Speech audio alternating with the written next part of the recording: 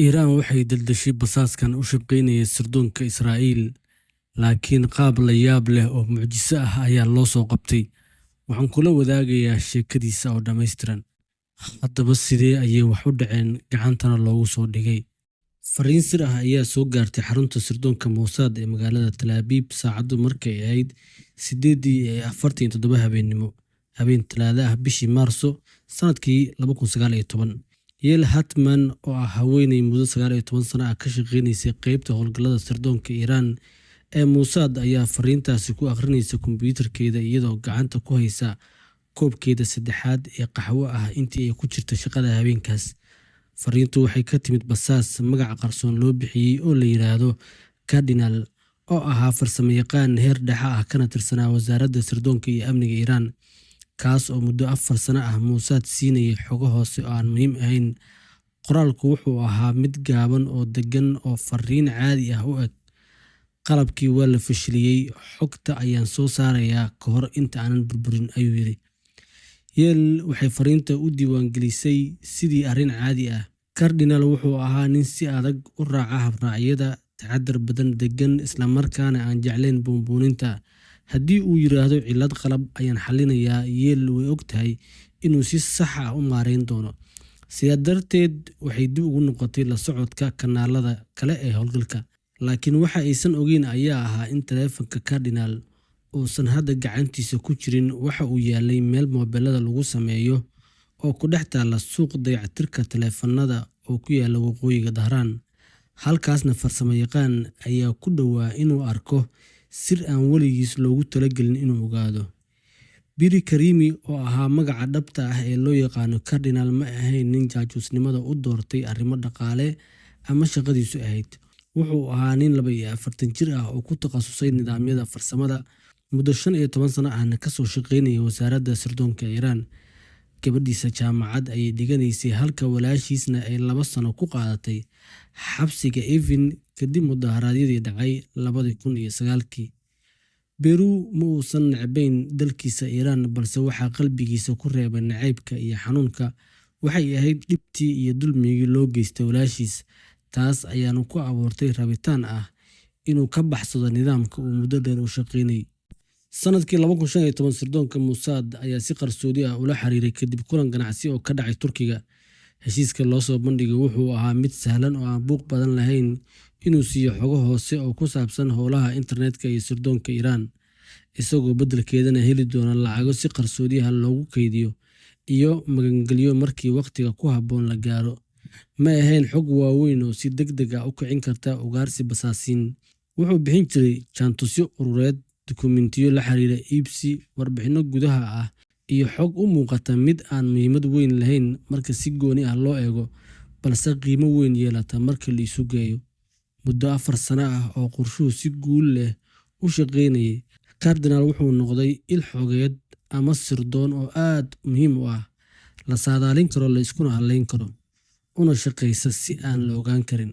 Xiriiradiisa qarsoodiga ah waxa uu ku maamuli jiray application fariimo sir ah oo loo ekaysiiyey barnaamij lagu barto Quraanka Kariimka ah oo ah Farriisi ah. Nidaamka amniga ee application-kaasi wuxuu ahaa mid aad u adag oo heer ciidan gaarsiisan, halka muuqaalka iyo daboolka uu watani u ahaa kuwa si xeel dheer loo diyaariyey oo aan wax shaki ah ka dhalin karin, maadaama mararka qaar duruus iyo muxaadarooyin diini ah uu ka jeedin jiray masaajidda xaafadiisa. Maalintii Isniinta ee Maarso 18, markii uu shaqada ku soo laabtay fiidkii, taleefanka Cardinal wuxuu bilaabay inuu si aan caadi ahayn u kululaado. Markii uu gaaray gurigiisa oo ku yaalla xaafadda Saad ee magaalada Dahraan, batariga taleefanka ayaa ka dhacay 100% ilaa 12% muddo 3 saacadood gudahood ah. Wuxuu ku xiray jaajar, balse calaamadda jaajarka ayaa si khaldan u iftiimaysay. Taleefanku wuxuu u kululaaday si saa'id ah iyadoo aan la isticmaalayn. Cardinal si fiican ayuu u yaqaanay habraaca amniga: in taleefanka restore la mariyo oo uu tirtiro, jabiyo simikaarka, kadibna taleefanka ku tuuro 3 meelood oo kala duwan, intaas kadibna uu isticmaalo taleefan kale. Laakiin kulaylka taleefanka ayaa walwal geliyey. Haddii uu damo inta lagu jiro resetka tirtiridda, xogta waa la soo ceshan karaa. Qaybta qarsoon ee sida 4 sano oo xiriir ah oo sir ah waxaa suuragal ah in xogtaasi si sahlan loo helo, sidaa darteed wuxuu go'aansaday inuu marka hore ka soo saaro faylasha muhiimka ah kadibna gebi ahaan burburiyo taleefanka. Taasi waxay ula muuqatay go'aanka ugu macquulsan, waana wax qof kasta oo caqli leh samayn lahaa. Saacaddu markay tahay 2:47 habeenimo ayuu fariin u diray Yale, kadibna wuxuu go'aansaday inuu taleefanka geeyo dukaan dayactir oo hore u yaqaanay kuna yaalla meel u dhow fagaaraha Asad, halkaas uu ka shaqaynayo farsamayaqaan aamusan laguna magacaabo Raza, nin aan su'aalo badan weydiin isla markaana aan diiwaan gelin taleefannada uu sameeyo oo qaababkii hore ku shaqeeya. Qorshihiisu wuxuu ahaa in Raza uu ka soo saaro sawirrada iyo faylasha gaarka ah ee taleefanka ciladoobay isagoo adeegsanaya hab nadiif ah oo ammaan ah, kadibna lagu wareejiyo USB ama flash. Marka taas la dhammeeyo, kadibna moobilka la burburiyo. Go'aankaasi oo dhan wuxuu ku qaatay qiyaastii 4 ilbiriqsi oo fikir ah. Subaxdii Arbacada, Cardinal wuxuu galay dukaanka dayactirka moobilada. Raza ayaa taleefanka ka guddoomay, wuxuuna u sheegay in marka hore la hubiyo cilladda taleefanka, baaritaankiisu uu ku kacayo $200,000 isla markaana uu Jimcaha u soo noqdo. Cardinal wuxuu lacagtii ku bixiyay caddaan, kadibna si deggan ayuu uga baxay dukaanka.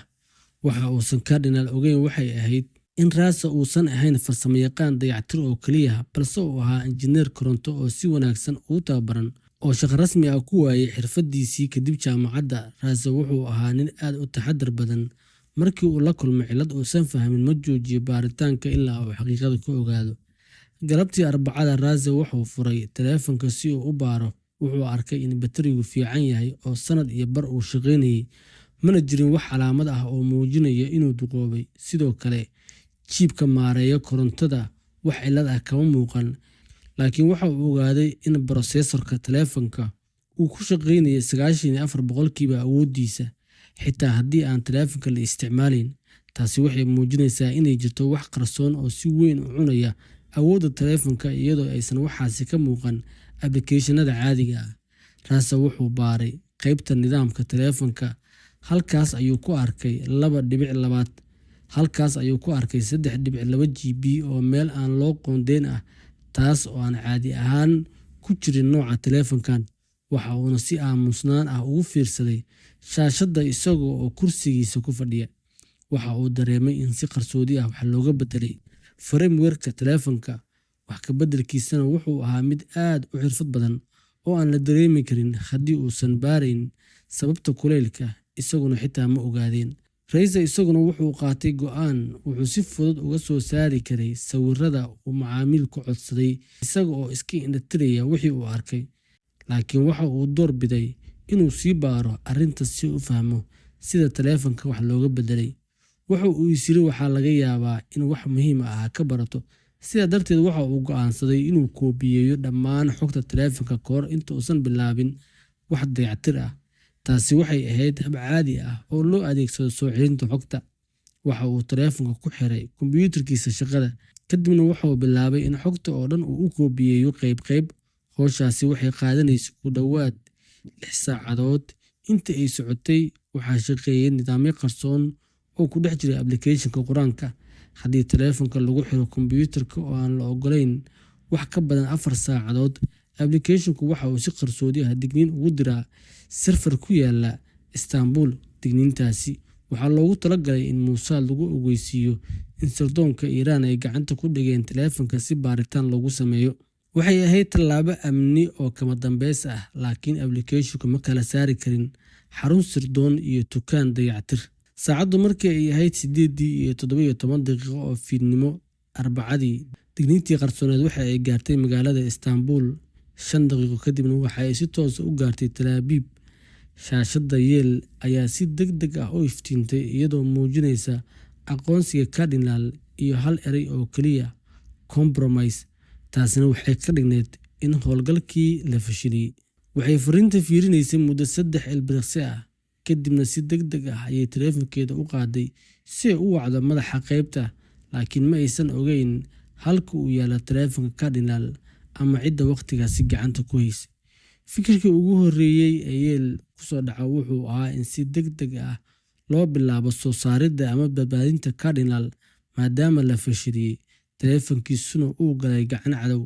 Saacad kasta oo uu ku sii jiro Dahraan waxay sii kordhinaysaa khatarta qabashadiisa, baaritaanno adag iyo in shabakadda oo dhan la fashiliyo. Laakiin markii ay isku dayday inay kala xiriirto nambarka kale ee kaydka ah, wax jawaab ah ma aysan helin. Cardinalna wuxuu nambarkaasi hubin jiray 2 ilaa 3 jeer maalintii, 9 subaxnimo ilaa 9 habeenimo waqtiga Dahraan, laakiin saacaddu waa 8:24 xilli fiidnimo ah. Waxaa la filayay in daqiiqado gudaheed uu online soo noqon doono. Waxay arrinta u gudbisay madaxdeeda sida David Kessler oo maamulayay howlgalka Cardinal tan iyo markii la qoray sanadkii 2015. Labadooduba waxay xafiiskiisa ku falanqeynayeen xaaladaha suurtagalka ah iyadoo albaabka ay xirteen, codkana hoos u dhigay. 3 xaaladood oo suurtagal ah ayay falanqeeyeen. Waa xaaladda koowaad ee Cardinal mar hore ayaa la qabtay, taleefankiisana waxaa laga qaatay intii lagu jiray baaritaanka. Xogta taleefanka ayaa si buuxda loo koobiyeynayaa. Sirdoonka Iiraanna waxay isku dayayaan inay jebiyaan sirta ku jirta. Xaaladda labaad, Cardinal wuxuu taleefankiisa u geeyey nin taleefannada sameeya si loo hagaajiyo, taas oo si aan ula kac ahayn u dirtay digniin amni. Isaguna weli ma oga in taleefankiisa la ogaaday ama la fashiliyay. Waa xaaladda saddexaad ee Cardinal si ula kac ah ayuu u qiyaameynayaa Mossad. Dukaanka dayactirka wuxuu noqon karaa dabin uu sirdoonka Iiraan u diyaariyey si uu ugu ekaado cillad farsamo oo caadi ah. 3daas shay ayay falanqeeyeen. David kursiga ayuu ku sitaacsaday isaga oo faraha si tartiib ah miiska ugu garaacaya, kadibna waxa uu weydiiyey, digniintu meesha ay ka soo baxday ma la ogyahay? Yeel waxay furtay xogta goobta kadibna waxay tiri, waxay ka soo baxday bartamaha Dahraan, meel deegaan ah oo u dhow Asadi Square, mana ahan goob ku dhow xarumaha sirdoonka ee Iiraan ee la yaqaano. Fariintii ugu dambeysay ee Cardinalna waxay soo gaartay 12 saacadood ka hor. Wuxuu yiri taleefanku wuu ciladoobay, xogtana waan ka soo saarayaa ka hor inta aanan burburin. Waa fariin u qoran qaab caadi ah oo howlgalka loo isticmaalo. David si tartiib ah ayuu madaxa u ruxay isaga oo yiri, waxay u badan tahay xaaladda labaad. Taleefanku waxa uu geeyey dukaan dayactir, digniintuna waxa ay dirtay intii xogta taleefanka laga koobiyeynayay. Isaguse weli ma oga in arrintaasi dhacday. Yeel waxay la qaadatay hadalkaasi sababtoo ah wuxuu u muuqday mid macquul ah, laakiin weli shaki ayaa ku jiray maskaxdeeda. Haddii Cardinal taleefanka geeyey dukaanka dayactirka, muxuu fariintaasi ugu sheegi waayey? Xeerarka howlgalka waa qasab in la sheega qof kasta oo taabta ama arka qalabka sirta ah. Waxaa laga yaabaa inuusan u arkin arrin muhiim ah, ayuu yiri David. Wuxuu sheegay in xogta uu ka soo saarayo moobilka inta uusan burburin. Taasi waxay la macno tahay inuu farsamayaqaan u diray inuu faylasha ka soo koobi gareeyo ka hor inta uusan qalabka burburin. Yeel ayaa tiri taasi waxay ka soo horjeedaa habraaca sirdoonnimo. Yeel waxay si degan u eegaysay shaashadda. Davidna wuxuu lahaa khibrad dheer oo howlaha Iiraan ah. Badanaa go'aanadiisu way saxnaayeen, laakiin gudaha qalbigeeda waxay ka dareemaysay inay wax weyn qaldan yihiin. Waa inaan caawa soo saarnaa ama soo badbaadinaa, ayay tiri ka hor inta aan qof kale baarin taleefanka. David madaxa ayuu raxay. Waxaan sugaynaa hubinta 9 fiidnimo. Haddii uusan soo jawaabin, markaas ayaan dhaqaaqaynaa. Haddii uu kaliya taleefanka geeyo dukaan dayactir, soo saaridda degdegga ah waxay burburin kartaa howlo sirdoon oo 4 sano la dhisayay, ayuu yiri. Kadib ayuu si hoose u yiri, haddii sirdoonka Iiraan ay hore u qabteen Cardinal ama taleefankiisa, markaasi way nala socdaan oo waxay sugayaan inaan isku dayno inaan badbaadino ama soo saarno. Marka aan dhaqaaqnana wayna qaban karaan, ayuu yiri. Dooddu waxay ahayd mid macquul ah, balse Yeel way ka shakisanayd. Waxay diyaarinaysay qorshe degdeg ah haddii David uu qaldan yahay. 9 fiidnimo waqtiga Dahraan ayaa la gaaray, ninkiina sooma hadlin. 9:47 xilli fiidnimo ah waxay fariin qarsoon uga direen meel kale oo ah email shakhsiyadeed oo Cardinal toddobaadkiiba mar hubiyo.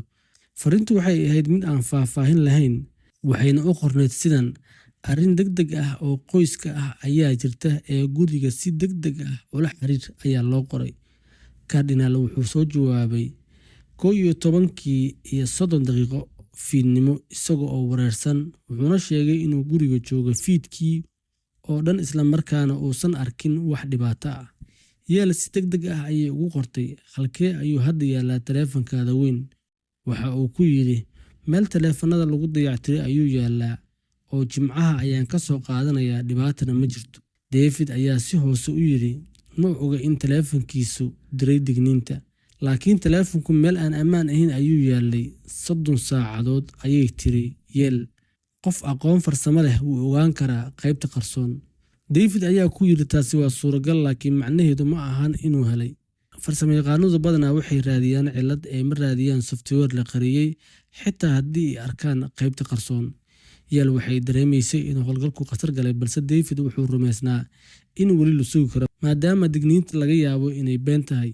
Yale waxa ay ka baqaysay in farsamayaqaanku xiriir la leeyahay sirdoonka Iran, laakiin David wuxuu sheegay in haddii ay sidaas tahay, sirdoonku horey wax walba u ogaaday. Waxa aysan ogeyn ayaa ahaa in farsamayaqaanku runtii xiriir la lahaa dad sirdoonka dowladda Iran ka tirsan. Galabtii Khamiista, xilli Yale iyo David ay Tel Aviv kaga doodayeen qorshaha soo saarista, Raza Bahmani wuxuu baarayay qaybta qarsoon ee taleefanka Cardinal. Wuxuu helay feelal sir ah, diiwaanno muujinaya xogo si joogto ah loo dirayay, seerfarro dibadda ah, iyo PDF-yo wata astaamaha wasaaradda sirdoonka Iran ee ku jira folder sir ah. Raza wuxuu si degdeg ah u fahmay in waxa uu arkay ay ahaayeen calaamado basaasnimo. Wuxuu ogaaday in macaamilkiisu yahay qof la shaqeeya sirdoon shisheeye. Raza wuxuu fahmay in taleefanka ay ku jirto xog sir ah, balse haddii arrintaasi uu sheego, waxaa bannaanka u soo bixi lahayd inuu si qarsoodi ah u faafiyo xogta macaamiishiisa, taas oo ah arrin sharci darro ah. Sidaa darteedna waxa uu go'aansaday inuu aamuso, dayactirka dhammeeyo, kadibna taleefanka si caadi ah u celiyo. Laakiin galabtii Khamiista ee Raza in adeerkiis Majid ayaa u yimid. Majid wuxuu la shaqayn jiray shirkad isgaarsiineed oo xiriir la lahayd hay'adaha amniga Iran, mararka qaarna wuxuu la taliye farsamo uga ahaa ilaalada kacaanka howlaha sirdoonka ka hortaga. Intii ay sheekaysanayeen, Majid iyo sidoo kale Raza wuxuu ka sheekeeyay mashruuca uu ku baarayo taleefanada loo isticmaalo basaasnimada. Wuxuu sharaxay calaamadaha lagu garto, qaybaha qarsoon, applicationada sirta ah iyo softwarada la beddelay.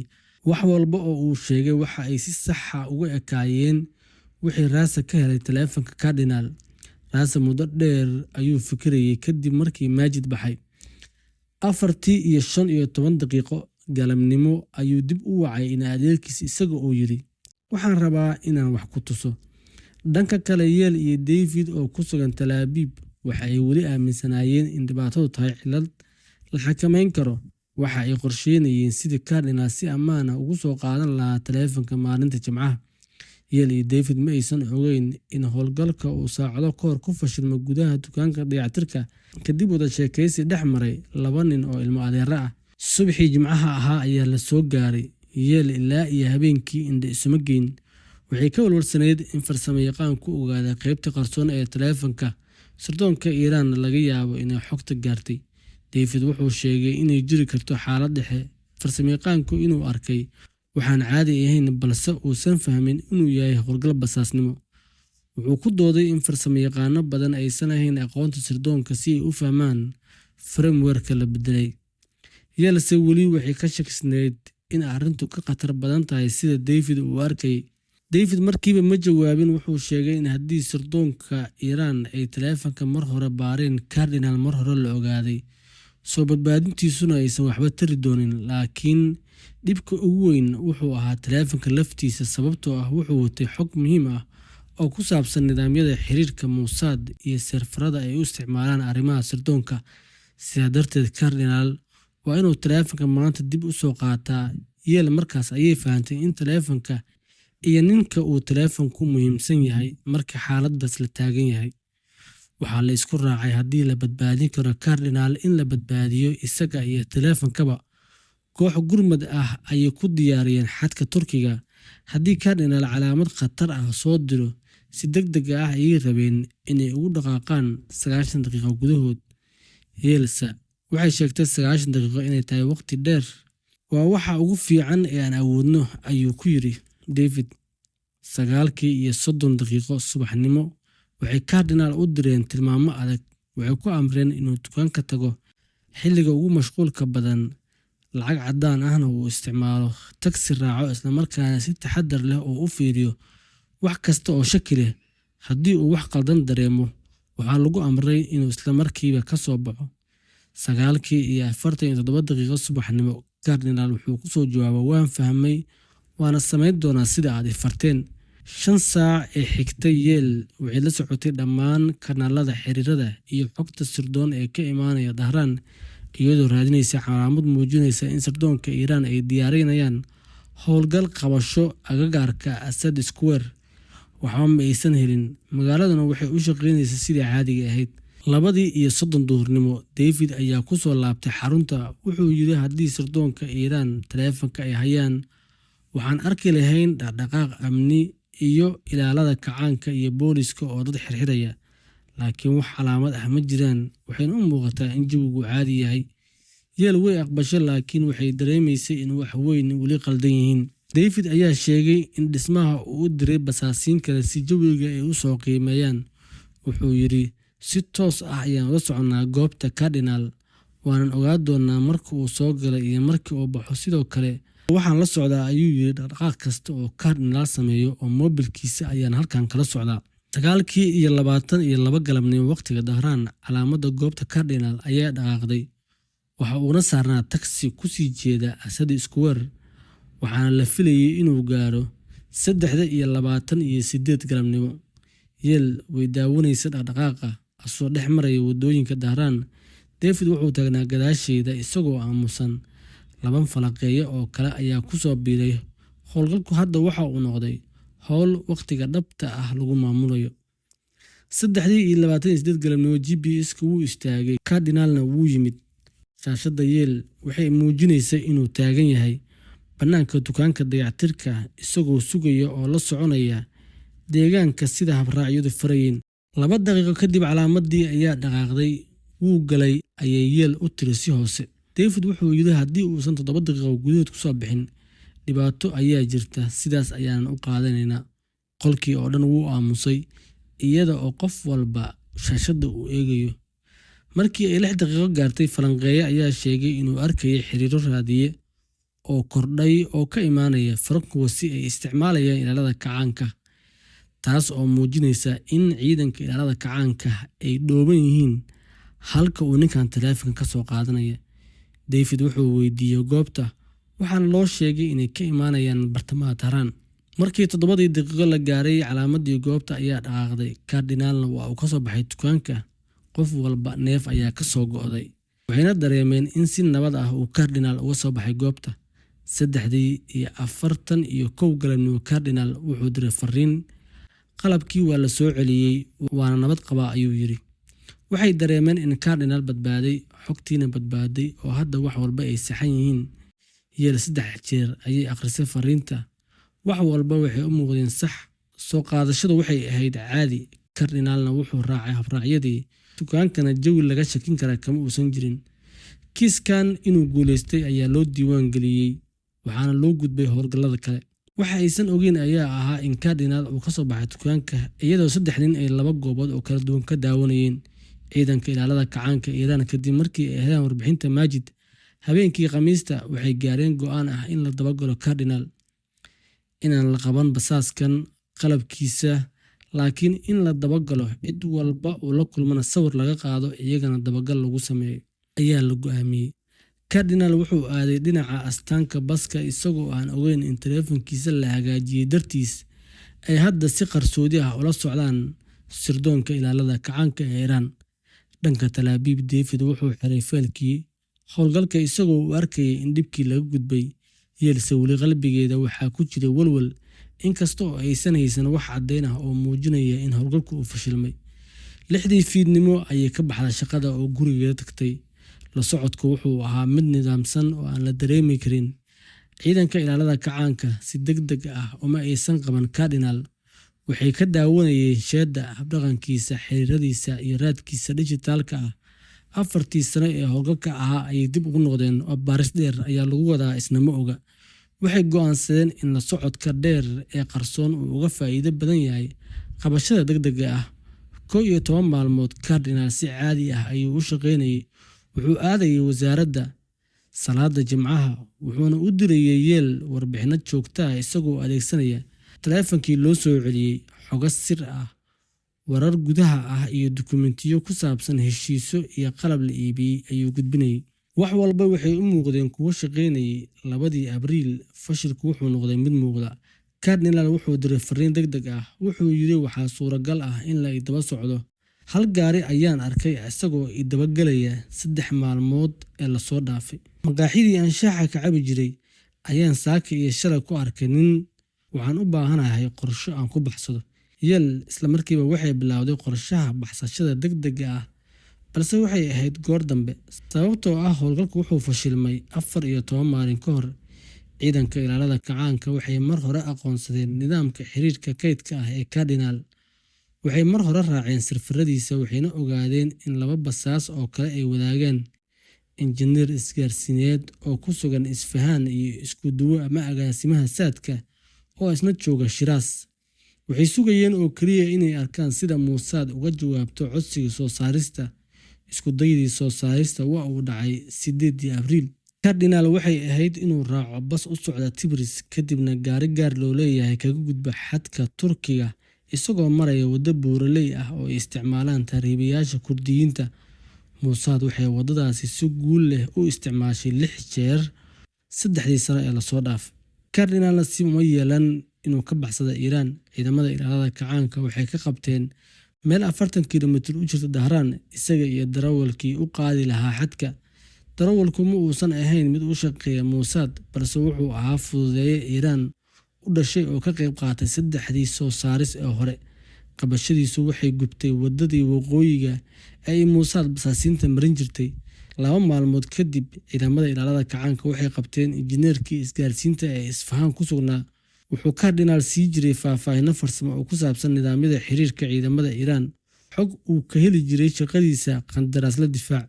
Wuxuu aaminsanaa inuu bannaanka soo dhigayo musuqmaasuq dowladeed, mana uusan ogeyn in xogta uu gudbinayay ee ku dhacaysa gacanta cadow shisheeye oo sirdoon ah. Waxay qabteen isku duwihii saadka ee Shiraz 12 Abriil, iyadoo waxay Cardinal u diyaarin jirtay gaadiid, guryo ammaan ah iyo kulamadiisa xiriirka ee Turkiga. Waxay aaminsaneyd inay ka caawinayso qof mucaarad ah oo Iiraan ka baxsanaya, balse ciidanka ilaalada kacaanka ayaa ugu dambeyn ku eedeeyay inay tahay basaasad. Abriil 14 waxay qabteen xogeeye ka tirsan wasaaradda difaaca, iyadoo xitaa ma ogeyn inay si dadban ugu lug lahayd howlo sirdoon. Waxay aaminsanayd inay xiriir jacayl la lahayd Cardinal. Mararka qaar ayuu ka codsan jiray dukumeentiyo isagoo ku andacoonayay inay la xiriiraan mashruuc ganacsi uu wato. Way siisay dukumeentiyadaas sababtoo ah si buuxda ayay ugu kalsooneyd. Cardinal waa la maxkamadeeyay isaga iyo dadkii la shaqaynayay, waxaana lagu xukumay isaga dil toogasho maadaama uu sabab u ahaa in xogihii uu bixiyay ay sababeen dhimasho iyo in dad badan lagu dilay. Sidoo kale darawalkii iyo kooxihii kale maxkamaddu waxay ku xukuntay 5 sano midka ugu yar ilaa 15 sano qofka ugu badan. Xogihii laga helay Cardinal waxay sahleen in la qabto basaasiin badan. Markii la gaaray dhamaadkii Abriil, Mossad waxay lumisay 22 basaas oo muhiim ah. Khasaaro weyn ayaa gaaray sirdoonka Israa'iil ee Mossad kadib markii sirdoonka Iiraan ay heleen xogtii ku jirtay taleefanka Cardinal. Arrintaasi waxay fashilisay habraacyadii sirta ahaa iyo shabakadii Mossad ee Iiraan, taas oo ku qasabtay inay dib u dhis ku sameyso nidaamyadii muddo 18 bilood ah. Cardinal waxaa lagu fuliyay xukunkii dilka ahaa, halka basaasiintii kale ee gadaal laga qabtay ay heleen xukunno kala duwan.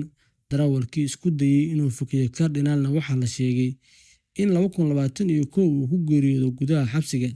Sidoo kale Reza oo ahaa ninkii fashiliyay shabakadan waxaa lagu abaalmariyay $1,200 Mareykanka ah meel fagaara ah. Arrinta la yaabka badan ee dhacdadan waa in Cardinal uu sheegay markii baaristu socotay inaysan baahi ku kalifin inuu la shaqeeyo sirdoon shisheeye, laakiin uu ka carooday xarigga walaashiis oo u xirnayd ilaalada kacaanka kadib markii 2009 banaanbaxyadii dhacay loo soo qabtay. Dhacdadan kadib, Mossad waxay bedeshay habkeedii shaqo iyagoo oo joojiyay sirfaradii wadaagga ahaa isla markaana adkeeyay nidaamyadii amniga. Haddaba sheekadii Cardinal halkaas ay ku ogtahay. Haddii halkan aan nala soo gaartay waa ku mahadsan daawashada muuqaalkan. Fadlan shirkada saaxiibada la wadaag haddii aan ugu cusubtaan ugu soo biir. waa mahadsantahay.